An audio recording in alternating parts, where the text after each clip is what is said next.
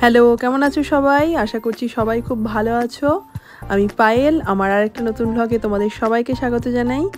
আজকে শুক্রবার, রিজুর স্কুল খুলে গেছে কালকে, লম্বা ছুটির পর কালকে স্কুল খুলেছে। আর খুলে ফার্স্ট দিন স্কুলে গিয়ে আরও অসুস্থ, মানে তোমাদের লাস্ট ব্লগ যারা দেখেছো তাদের মানে ব্লগে আমি বলেছি যে রিজু অসুস্থ বলতে মানে ওই কাশি সর্দি যা হয় আর কি, ঠান্ডা লেগেছে, এত বাইরে ঠান্ডাও পড়ছে সেই থেকে, তাই জন্য কালকে এতদিন পর স্কুলে গেল, গিয়ে ব্যাস আরও এত এসে টায়ার্ড হয়ে গেছে। কোনোদিনও স্কুল থেকে এসে ঘুমায় না, কালকে স্কুল থেকে এসেও ঘুমিয়ে গেছে, এসেই রাত্রে সারা রাত ঠিক মতো ঘুমাতে পারেনি, এত কাশছে, তাই আজকে আর ওকে স্কুলে পাঠায়নি, যে বাড়িতে একটু রেস্ট নিক। আর রেস্ট নেওয়া মানেই দেখো টিভি দেখছে বসে দুই ভাই, আর ঋদ্ধি তো কিছুতেই চুপচাপ বসে থাকার পাত্র নাও। আর বিশেষ করে দাভাই যখন পাশে থাকবে ও তো আর দাভাইকে স্থির ভালো মতো বসে থাকতে দেবে না। ও একদম না রিজুর বিপরীত হয়েছে। রিজু যেরকম শান্ত মারধর ছিল না, সেই রকম উল্টো, একদম শুধু মারতে থাকে। রিজু ওকে যতই বলবে ভাই মারে না, মারতে হয় না, ও উল্টো আরও দিতে থাকবে বেশি করে। আর আমরাও যদি ওকে বকি বা একটুখানি মারি ঋদ্ধিকে, ও সেটাকে আরও খেলা মনে করে আরও বেশি করে করে মারে। মানে ও এত জোরে জোরে রিজু চুল ধরে টানে, রিজুকে মারতে থাকে। এই যে একটু আগে পা দিয়ে কীভাবে লাথি মারছিল, তো ওর এগুলো সব সময়তে প্রায় চলতে থাকে। যতই বোঝানো হোক, একটু না বোঝার বয়স হলে ওর মনে হয় না এটা কমবে। আর এই যে এবার এই গাড়িটাও নতুন কেনা হয়েছে, কিন্তু গাড়িটাতে প্রবলেম কী হয়েছে, ও প্রেস করে সামনে আরেকটা সুইচ আছে, সেই সুইচটা মানে ব্যাকওয়ার্ড ফরওয়ার্ডের। তো ও যদি মানে ফরওয়ার্ডে যেতে যেতে যদি কোনোখানে বাধা পায়, শেষ হয়ে গেল, ও ব্যাকওয়ার্ডে সেটা প্রেস করতে পারে না, মানে এখনও ওর সেই সেন্সটা আসেনি।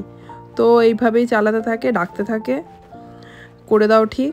তো চলো এইভাবে চালাক, আমি যাই রান্নাঘরে, আমার আজকে আবার প্রচুর কাজ আছে। আজকে মানে অনেক কিছু রান্নাবান্না করার আছে। আমাদের পাশের ঘরে যে হেমন্ত, তো হেমন্তের মা বাবা এসছে, তো এই কাকু কাকিমাদের আজকে খেতে বলেছি আর কি রাতে ওদের সবাইকে, তাই জন্যই রান্নার প্রিপারেশন। তো আজকে ভেবেছি আমি ওদের জন্য বাঙালি রান্না করব পুরো। সব সময় কি হয়, মানে ওদেরকে খাওয়ালে হয় ওই রাজমা, না হলে মিক্সড ডাল, মানে এইসব মানে ওই টাইপের অন্য ধরনের রান্নাগুলো করি। আজকে হলাম ওদেরকে বাঙালি রান্না, নিরামিষ রান্না একদম করে খাওয়াবো, কারণ হেমন্তের মা আবার ওই কাকিমা পেঁয়াজ রসুন কিছুই খান না, তো তাই জন্য এখন একদম তো জানি একদম মানে একদম নিরামিষ, তাই বানাচ্ছি মিক্সড ডাল, মুগ ডাল দিয়ে যে ভেজ ডাল সেটা, আর এটা হচ্ছে পনির হবে, যেটা দিয়ে দুধ পনির বানাবো। তো পনিরটা এখন বাড়িতে করার জন্য আরও এত ভালো হয়। আর জলে ভিজিয়ে রেখেছিলাম পনিরটা, এটা কালকে আসলে বানিয়ে নিয়েছিলাম, বানিয়ে নিয়ে ফ্রিজে জলের মধ্যে ভিজিয়ে রেখে দিয়েছিলাম। জলে ভিজিয়ে রাখলে নাকি পনিরটা বেশ ভালো থাকে, ফ্রেশ থাকে আরও, তাই জলে ভিজিয়ে রেখেছি। আর পনিরটা না এত নরম হয়, যদিও হলদিরামের পনিরটা এর আগে কিনতাম, ওটাও ভালো নরম, মানে বেশ ভালো হয়, তবে বাড়ির বানানো পনির তো সেটা টেস্ট আর নরম সেই ব্যাপারটা আলাদা হবেই, যতই হোক না কেন।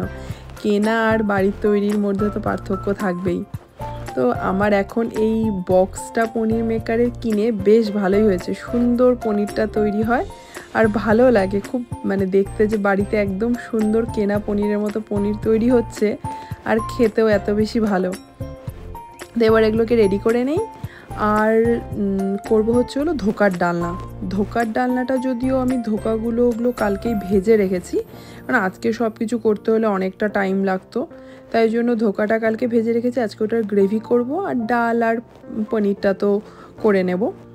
আর ডেজার্টে করব হলো ভাপা সন্দেশ।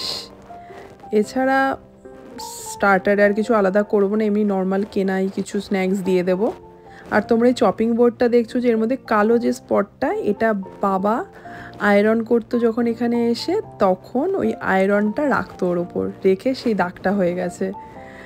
আমাদের আসলে আয়রন মানে স্ট্যান্ড আছে, কিন্তু বাবার ওটা দাঁড়িয়ে আয়রন করতে বাবার ঠিক ভাল লাগে না, তাই বাবা ওটা তার করতো না, এইটা নিয়ে নিচে বসে করতো, আর এটাতে আয়রনটা রাখতো যেহেতু, তাই জন্য ওটার পুরো কালো স্পট হয়ে গেছে, তো একটা চিহ্ন থেকে গেছে, বাবা যেখানে এসে আয়রন করে ওখানে আয়রন রাখতো তার।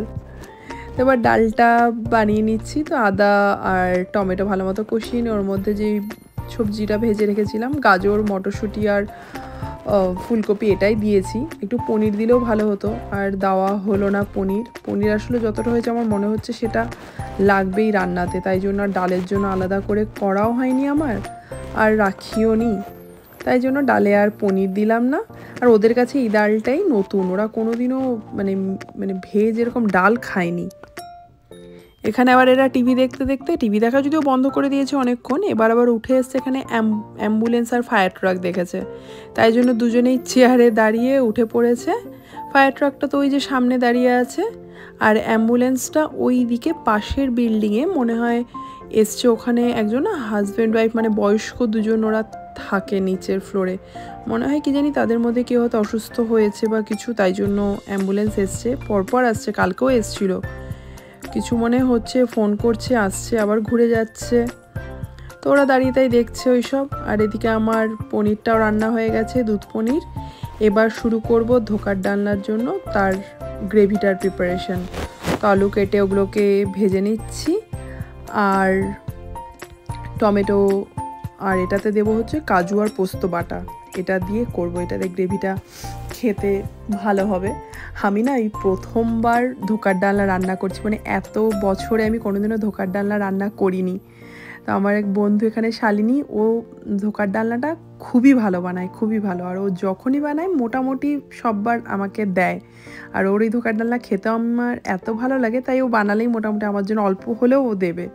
তো আমার এত ভালো লাগছে না, আমি ভাবলাম একবার বানিয়ে দেখি। তো আজকেই সেই বানানোর উদ্যোগটা নিলাম, ওদেরকে খাওয়াবো পুরো বাঙালি রান্না সেই ভেবে, কিন্তু স্টেপ নেওয়াটা মনে হয় আমার আজকে ঠিক হয়নি। গতকালই যখন ভাজতে নিয়েছি, মানে বেটেছি আমি, ডাল তো ভিজিয়েছি, পরিমাণটাতে অনেকটা বেশি হয়ে গেছে, বেটে ভুনে যখন পিস পিস করে কেটেছি ততদূর অবধিও ঠিক ছিল, কিন্তু তারপরে যখন আমি ভাজতে শুরু করেছি, ময়দার জলের ব্যাটারটা গুলেছি, গুলে সেটার মধ্যে ডিপ করে ভাজছি, কিন্তু তাতেও ভেঙে যাচ্ছে ধোকাগুলো। তো আমি তো ভাবলাম কি হচ্ছে, পরপর এরমভাবে ভেঙে যাচ্ছে, এরমভাবে তার আস্ত তাহলে আর একটাও রাখতে পারবো না। তারপরে সেই শালিনীকে ফোন করেছি যে কি অবস্থা, আমার এরকম হচ্ছে, তোমার এরকম হয় কি না কখনো? তো বললো প্রথম প্রথম একটু হয়। তো তারপরে আবার ওই ব্যাটারটাকে, যেটা ময়দা জলের গোলাটা যেটা, সেটা আরেকটু লিকুইডটা আরেকটু করলাম, মানে আরেকটু জল মিশিয়ে দিলাম, তারপরে যে ভাজতে শুরু করলাম, তারপর থেকে ভালো মতোই মোটামুটি ওঠা শুরু করলো। তো একটা সময় মনে হয়েছিল যে আর ওদেরকে মনে হয় খাওয়াতে পারবো না ধোকার ডালনা, সব ধোকার ডালনা মানে গুঁড়ো গুঁড়ো হয়ে শেষ হয়ে যাবে। তো তোমরা যারা ধোকার ডালনা বানাও বা ফার্স্ট যখন বানিয়েছিলে, তোমাদের কি এক্সপিরিয়েন্স বলো, তোমাদের কি ভেঙে যায় এরকম ভাজতে গেলে, না কি অবস্থা থাকে, বা কোনো টিপস যদি থাকে তো আমাকে অবশ্যই দিও।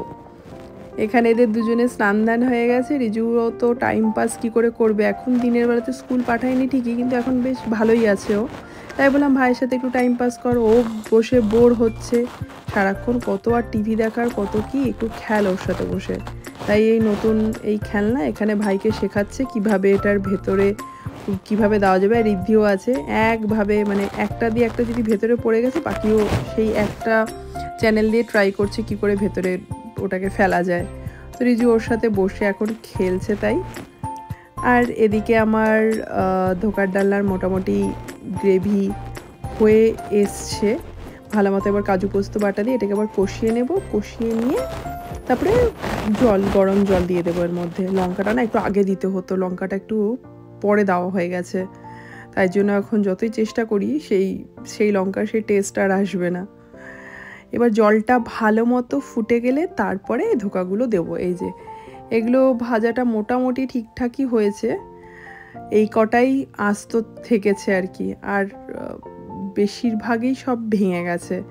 মাঝে আবার রূপমও কয়েকটা আবার ভাজতে গিয়েছিল, ওকে আমি বলেছিলাম যেগুলো বসানো আছে সেগুলোকে তুলে রাখতে, ও আবার কয়েকটা ছেড়ে দিয়েছে ওই ডিপ না করে। তো আর একসাথেও 5টা না 6টা ছেড়েছিল, সবগুলো গেছে একদম ভেঙে গুঁড়ো গুঁড়ো হয়ে গেছে। তো এই করে এই কটা আস্ত থেকেছে, ওরা টেস্ট করতে পারবে কীরকম কি। ভেবেছিলাম অনেকগুলোই হবে, তো সেটা আর হলো না। আর দেখো হঠাৎ বাইরেটা, চলো তোমাদের দেখাই একবার। এখন এই স্কুল ছুটির টাইম, ওই যে একটা স্কুল বাস আসছে, হঠাৎ করে স্নো স্টর্ম শুরু হলো। মানে কোনো প্রেডিকশন ছিল না, কিছু ছিল না যে খুব স্নো পড়ছে তা না, কিন্তু এটা পুরো জোরে হাওয়া আর মানে স্নো, মানে খুব বাজে রকম একটা পরিবেশ হয়ে গেল।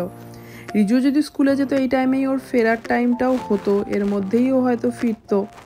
তো আজকে যায়নি জন্য বাড়িতেই ও এই টাইমে এখন আছে, কিন্তু দেখো পুরো হাওয়া হচ্ছে, কতটা বোঝা যাচ্ছে আমি জানি না। স্নো হালকা হালকা পড়ছে কিন্তু খুব জোরে হাওয়া হচ্ছে। তো কখন এখানে যে ওয়েদার চেঞ্জ হয় এই নিউ ইংল্যান্ডে কিচ্ছু বলা যায় না। এই রোদ আছে, এই ঠান্ডা, এই বৃষ্টি, মানে ওয়েদারের কোনো ভরসা নেই এখানে। আজকে দেখাচ্ছে যে কালকে স্নো পড়বে, আবার হঠাৎ করে কালকে চেঞ্জ হয়ে কালকে সেটা রোদ হয়ে গেল পুরো, বা কালকে দেখাচ্ছিল রোদ থাকবে, সেটা হয়ে গেল পুরো স্নোতে। তো প্রেডিক্ট করা বড্ড মুশকিল এখানকার ওয়েদারকে। এই যে ধোকার ডালনা আবার কি হয়েছে, শেষে যখন ঝোলে দিয়েছি, ঝোলে দেওয়ার পরেও কিছুটা আমার আরও 3-4টার মতো এরকম ভেঙে গেছে। জানি না কেন এরকম হলো আমার সাথে। তোমাদের কাছে প্লিজ কিছু টিপস থাকলে আমাকে জানিও, তাহলে নেক্সট টাইম করলে সেটাকে ফলো করব।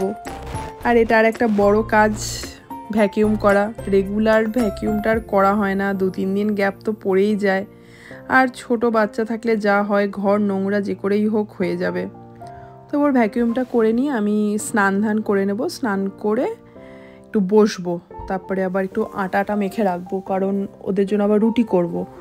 ওই কাকু কাকিমারা মানে রুটি খায়, আর ওরা ভাত আর রুটি দুটোই খায় যেহেতু, তাই জন্য আটাটাকে মেখে রেখে দেবো।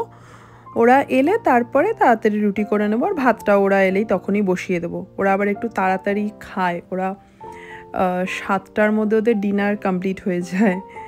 তো তাড়াতাড়ি করব সব কিছু, তাই ওদেরকে একটু আগেই আসতে বলেছি, যাতে স্ন্যাক্স খেয়ে তারপরে ডিনারও তো খাবে, তার জন্য তো টাইম দরকার। আর এই যে ঋদ্ধি কিছুতেই না ওই আটাতে হাত দেবে। আমি নিচে বসেছি, কারণ ওপরে বসলেও হতো, বেশি আটা তো আমি নিচে বসে একটু মানে জোরটা ভালো মতো পাই হাতে, মানে ভালো মতো মাখতে আমার সুবিধা হয়। আর সেখানে আর আটকাতে পারছি না ঋদ্ধিকে। এই নিয়ে এখনও কাঁচা কাঁচা আটাগুলো খাবে, কি যে ওর ভালো লাগে জানি না। ওর সাথে আর বসে থাকা যাবে না, ওপরেই কষ্ট করে আমি মেখে নেই, ও থাকলেই এরকম খাবে। আর এই হচ্ছে ভাপা সন্দেশটার সাইডে যে কাটা অংশটা, সেটা ঋদ্ধির জন্য আমি কেটে তুলেছি ওকে খাওয়ানোর জন্য। আচ্ছা সবাইকে বাই বাই করে দাও, টাটা বলে দাও। এখানে এখানে বলো টাটা, থ্যাংক ইউ দিয়ে দাও একটা, আরেকবার বাই, একবার নমস্কার করে দাও, একবার নমস্কার, নমস্কার নমস্কার নমস্কার, হ্যাঁ নমো নমো, নমস্কার নমস্কার নমস্কার। চলো, অনেক কিছু তোমাদেরকেও দেখিয়ে দিয়েছে, এত কিছু দেখিয়ে টায়ার্ড হয়ে গেছে ও। চলো, এর সাথেই ভিডিওটা আমি এখানেই শেষ করছি। তোমাদের কেমন লাগলো অবশ্যই জানিও, ভালো লাগলে লাইক করো, চ্যানেলটাকে সাবস্ক্রাইব করো। সবাই ভালো থেকো, সুস্থ থেকো, সাবধানে থেকো।